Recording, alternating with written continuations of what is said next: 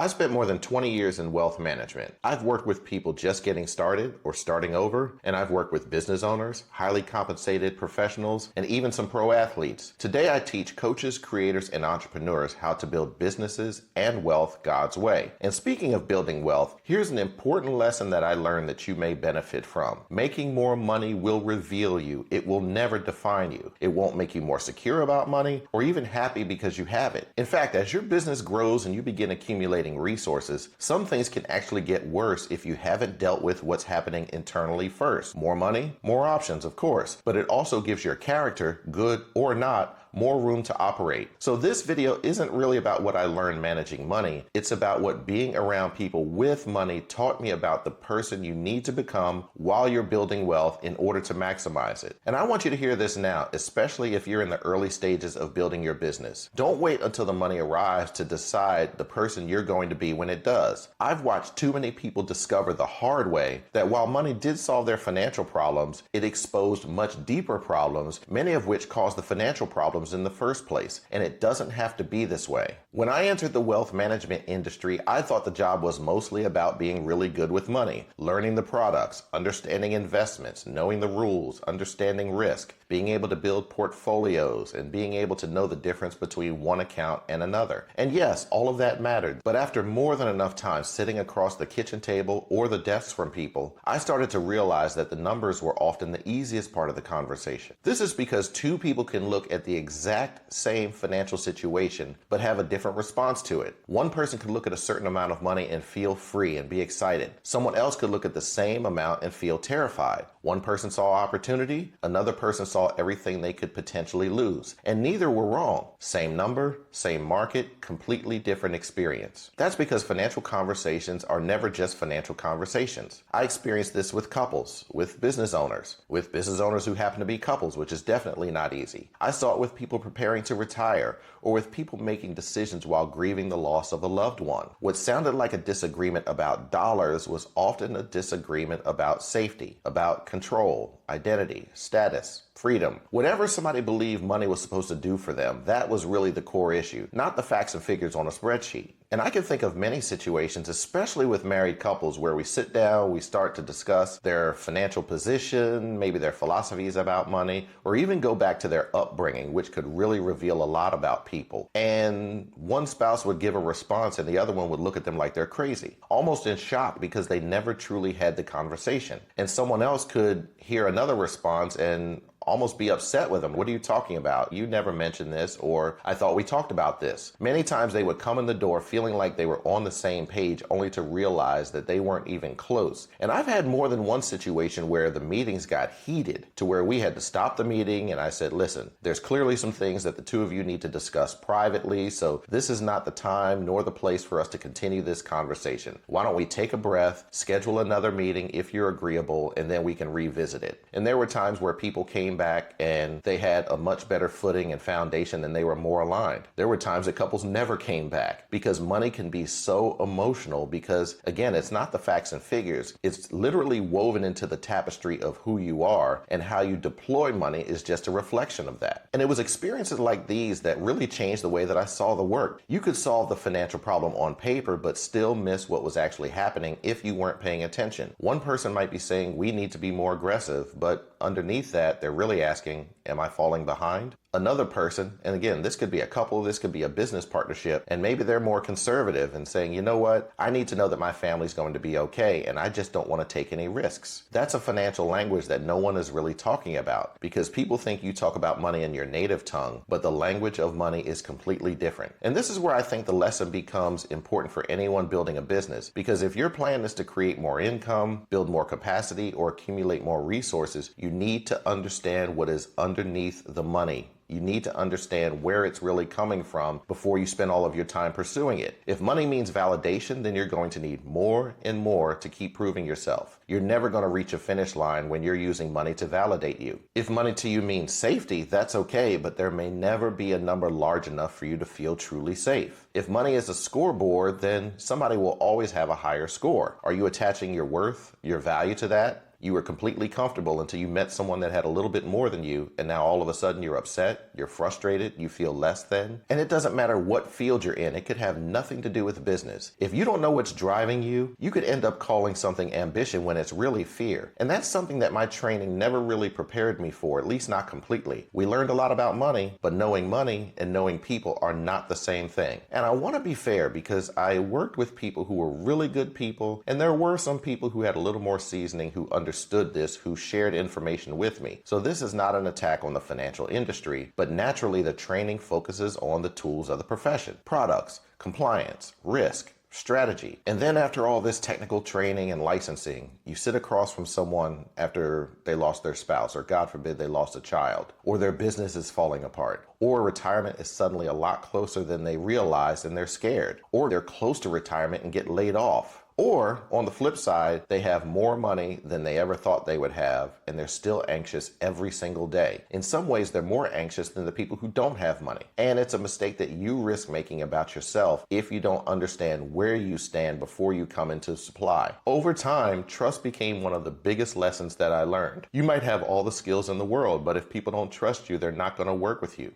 And that is the true currency of business, not money. Obviously, your skills matter, but underneath every exchange of money is trust. When someone hires you, they're trusting that what you represent you're going to deliver, and that's so important. When someone puts their reputation on the line by referring you, that's critical, and you have to maintain that trust. That's why I tell anyone building a business to protect trust more carefully than they would ever protect revenue, because without trust you won't have any revenue. You can recover money, and I've seen people lose money and make it back, sometimes make more than they lost. I've coached people who've made massive mistakes in their businesses but were able to rebuild. But rebuilding trust is a whole lot slower. Once someone stops believing you, there's no funnel, no offer, no marketing campaign, no sales technique, nothing you can do to instantly restore it. You earn it back one decision and one behavior at a time. And the Bible talks about this in Luke 16:11. It says, if you've not been trustworthy in handling worldly wealth, then who will trust you with true riches? That's a very important question we all have to answer. That verse hits differently after you've watched trust play out or trust be broken in real relationships. And I'm sure we've all experienced that. So the question isn't simply whether or not you can acquire something, it's can you be trusted once you do? And this is a subject that I spend time on in my Calling to Cash Flow Challenge. It's my 5-day challenge where I literally take you from an idea to a business ready to present to the market in just 5 days. Click the QR code on the screen or check the link in the description for the Calling to Cash Flow Challenge.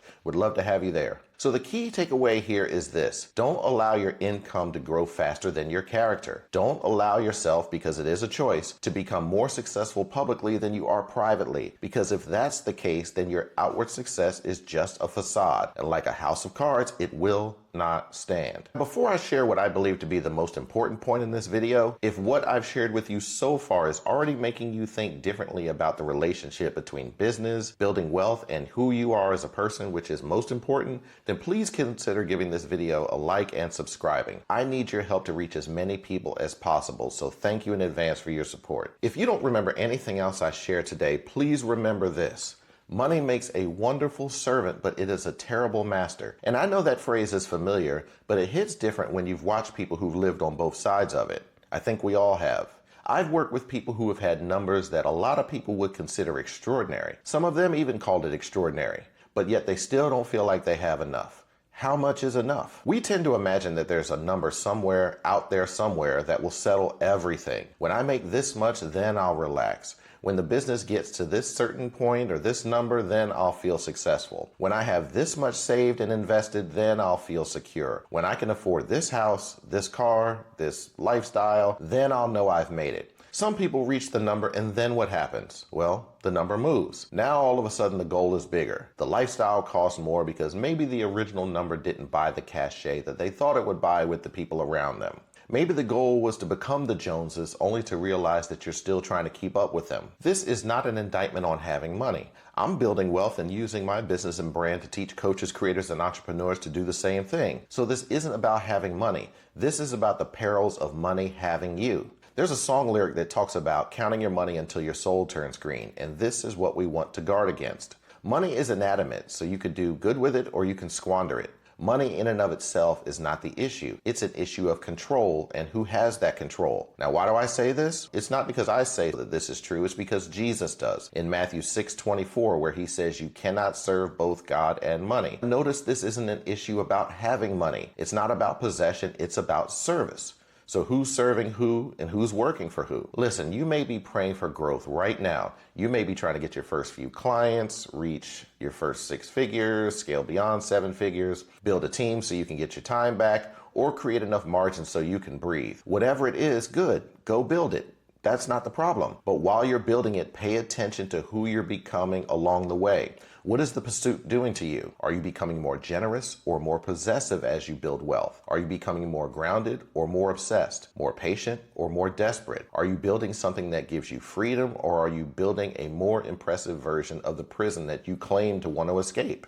That's the question that you need to ask, because it's absolutely possible to sacrifice your character and your peace on the altar of worldly success, and I don't believe that that's the goal. Another critical lesson I have to share that I learned during my time in wealth management, and this might be the most challenging one, is that the people who did the best job of building wealth weren't doing anything particularly glamorous. And I know this is probably the least exciting observation I can give you, and I call it the most challenging one because we are all susceptible to shiny object syndrome. We look to our left, to our right to see what's working, and we want a piece. In fact, I remember one client in particular who wanted to take all of the equity out of the family home to buy Bitcoin. And this is neither an indictment nor an opinion on Bitcoin, because that's not what this channel is about, but it was brand new at the time. It was the shiny object. But I've learned time after time that the fundamentals continue to win. And it could be a tough lesson, because it can be a challenge to maintain your discipline when something new and exciting comes on the scene that's all the rage. Yes, markets, products,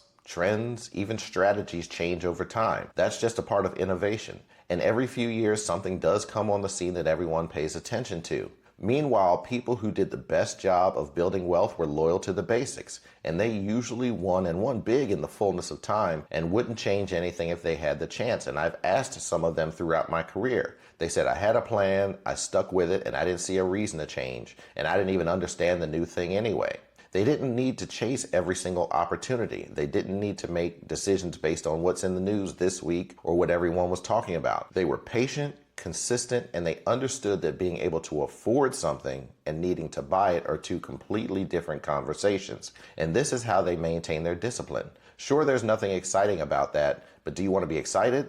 Or do you want to win? Now, no one's going to sell out an arena screaming, live below your means. Nobody wants to hear that. It's amazing how all of a sudden boring becomes beautiful when life becomes unpredictable. We saw that in 2008. It's the person who has margin because they live below their means that can respond instead of react. And there's a big difference between the two. This applies to your personal and your business life, no matter what stage of life or business you're in. And that's why I don't think fundamentals are just for beginners. People seem to think that it is. You don't graduate from fundamentals, you build on fundamentals. Now, I'm no longer an advisor, which is why I'm not giving advice, but more than anything, I've learned so much about people, including myself, and I thank God for that. There are no guarantees because life is going to happen, but I've learned that character and discipline lead to wise decisions, while fear and greed can make very intelligent people make terrible decisions, personally or professionally. Some of the most dysfunctional people I've ever met in my life thought that money solved every problem they could ever have, including family problems. It does not. Conversely, I learned that trust can create opportunities that knowledge and money alone can't. I've learned that boring fundamentals and discipline, the ability to delay gratification when technically you don't have to, becomes incredibly valuable when you stop comparing your life to other people's lives. We have to run our race, not look at what someone else is doing in their lane and try to run their race at the same time. I've also learned that money has a way of revealing what was already going on inside of us. In other words, money is a mirror. It reflects. If you're insecure, more money can just give you ways to compare yourself even more than you already are. If you're fearful, more money will give you more things to worry about. You worry about losing things, you worry about people, you worry about everything. But if you're generous, money gives you more capacity to give. If you're disciplined, then that discipline will make more room for you to produce and hopefully teach others to do the same. But if you're in a place where your identity depends on everyone knowing you're successful, then money can give you some very expensive ways to prove it and some dangerous ways to prove it. Money doesn't necessarily create any of those things, it simply reveals them. So go ahead and build the business, build wealth. There's nothing wrong with it. Just don't let it become your master, because eventually your success will reveal who you are, because money and success are mirrors. Just make sure you like the person that you're looking back at, but more importantly, make sure that God is proud of who you've become. So please give this video a like, consider subscribing, and leave a comment and let me know what you think. We've all learned different things about money over time from different places, and I'd be interested to learn what your perspective is. So once again, this is Ralph. Thank you very much for tuning in. Always remember that faith plus work equals success, and I'll see you in the next video. Take care and God bless.